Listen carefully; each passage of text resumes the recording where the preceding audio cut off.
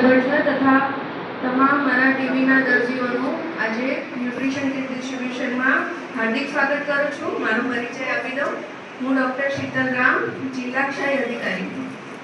હવે ટીબી આપ સૌ ટીબી દર્દી અથવા તો આપ સૌના પરિવારવાળા ટીબી દર્દી છે. ટીબી થઈ ગયો કશો વાંધો નહીં, આગળ શું કરવાનું છે એ આપણે વિચારવાનું છે. ટીબી કોને થાય? આપણે થાય મને જ કેમ થયું એવું નથી. અમીર ગરીબ કોઈને પણ ટીબી થાય, બાળકો હોય, વૃદ્ધો હોય, મારી ઉંમરના લોકો હોય, તમામને. મહાત્મા ગાંધીજી હતા એમને ટીબી હતો, અમિતાભ બચ્ચનને ટીબી હતો, તેમ છતાં તમામે ટીબીને હરાવ્યો છે. ટીબીનો સાદો ગુજરાતી અર્થ શું થાય? ક્ષય. ક્ષય એટલે શું? તમને લોકોને યાદ હોય તો એક કથા પ્રચલિત હતી કે આપણે ભગવાન શિવજીએ શ્રાપ આપ્યો તો ચંદ્રમાને કે તારો ક્ષય થઈ જશે 15 દિવસમાં. એના લીધે આજે પણ ચંદ્રમાં તમે જુઓ તો પૂનમ પછી 14, 13, 12 એમ કરીને ધીમે ધીમે નાનો થાય છે ને. બસ ક્ષયમાં માઇકોબેક્ટેરિયમ નામના જે ટીબીના જે જીવાણુઓ છે આ જ કામ કરે છે. આપણા શરીરનો એક એક અંગનો વિનાશ કરે છે ધીરે ધીરે. સામાન્ય શરદી અને ક્ષયમાં આ જ ફેરફાર છે. આપણે એમ થાય કે ભાઈ ફેફસાનો ટીબી, ઉધરસ આવી, 4 દિવસ દવા લેશું મટી જશે, એવું નથી થતું. સામાન્ય શરદીમાં આપણે એક એન્ટીબાયોટિક આપીએ 5 દિવસની, રિકવરી આવી જતી હોય છે. ટીબીમાં શું થાય છે? નખને વાળશે એ બધા અંગને અસર કરે. શરૂઆત શરદી ખાંસીથી થાય, ધીમે ધીમે વજન ઘટતું જાય, સ્નાયુઓ ખવાતા જાય, શ્વાસ તકલીફ પડે. સામાજિક રીતે પણ ઘણી તકલીફો થાય છે. માણસ કામ ઉપર નથી જઈ શકતો, આર્થિક નુકસાની થાય છે, દીકરીઓ બહેનોની સગાઈઓમાં તકલીફ થાય છે, છેલ્લે મૃત્યુ પણ થઈ શકે છે. ટીબીનો બેક્ટેરિયા એટલો ડોર્મન્ટ છે, એટલો જિદ્દી છે કે આજે ધારો કે મને ટીબીનો બેક્ટેરિયા લાગ્યો, આજે મને કંઈ વાંધો નહીં આવે, તો ક્યારેક મારી ઇમ્યુનિટી નબળી પડશે, હું ખાવા પીવામાં સરખું ધ્યાન નહીં રાખું, વ્યસન કરીશ કે ગંદકી રાખીશ, સ્વચ્છતા નહીં રાખું, આવું કરીશ એટલે મને ભવિષ્યમાં ટીબી થશે જ.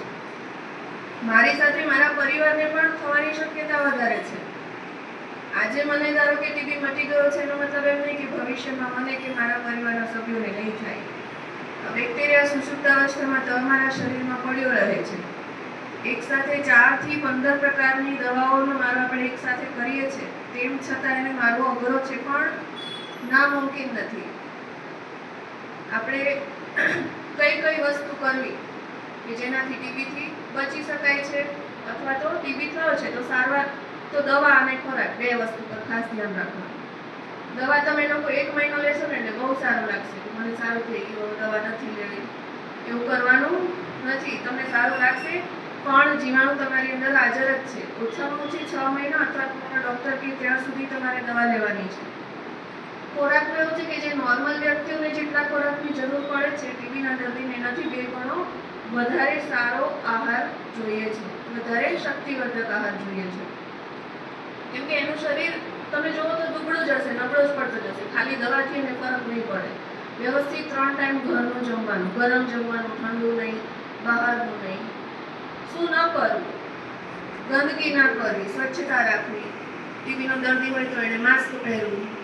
હવા દ્વારા એ ફેલાવી શકે છે રોગ, પણ 1 મહિના સુધી. 1 મહિનો જો વ્યવસ્થિત દવા લેશે તો ઘરમાં કે બહાર બીજાને ચેપ લાગશે નહીં. એટલે સામાજિક ભેદભાવો કરવાના નહીં કે ભાઈ આ ટીબી દર્દી છે તો એની બાજુમાં નહીં. ધ્યાન રાખવાનું. આપણે શરદી ખાંસી હોય તો રૂમાલ આડો રાખવાનો, માસ્ક પહેરવાનું, એ બધું કરવાનું. બીજું શું નહીં કરવાનું? વ્યસન બિલકુલ નહીં કરવાનું. વ્યસનની જો આદત હશે ને તો તમારું લીવર નબળું હશે. લીવર ના પાડી દેશે દવાને કે ભાઈ અહીંયા ઓલરેડી બહુ બધું તંબાકુ પડેલો છે, દારૂ પડેલો છે, દવાને આવવાની જગ્યા જ નથી. બધી દવાઓ લીવરમાં થઈને આપણા બ્લડમાં જાય છે. ટીબીની દવામાં ટીબી સારો જ નહીં થાય. 1 વાર થશે, બીજી વાર થશે, ઘણાને 6 વાર થાય છે આખી લાઈફમાં ટીબી. વ્યસન હંમેશા જો કોઈને પણ હોય, તમારે અને તમારી આવનારી પેઢીઓમાંથી મુક્તિ અપાવવાની છે. સામાજિક રીતે ટીબીને નાબૂદ કરવો જરૂરી છે, કેમ કે ઘણા લોકો આર્થિક રીતે ધોવાઈ જાય છે, પરિવારો બુજાઈ જાય છે આમાં. એટલે નિક્ષય મિત્ર તરીકે તમારા મિત્ર તરીકે રેઓન જનસેવા ટ્રસ્ટ છેલ્લા 4 વર્ષથી ટીબી દર્દીની સેવા કરી રહ્યું છે. એમના ઘરે જાય છે. શરૂઆતમાં એમણે 4 ગામડા દત્તક લીધા હતા 2022માં. અત્યારે 22 ગામડાઓ દત્તક લીધા છે. તમામના ઘરે જઈને કીટ આપે છે. અમુક લોકોને અહીંયા આપણે બોલાવીએ છીએ, એનું હેલ્થ ચેકઅપ કરીએ છીએ, કાઉન્સેલિંગ કરીએ છીએ. જાગૃતિના કાર્યક્રમો કરીએ છીએ.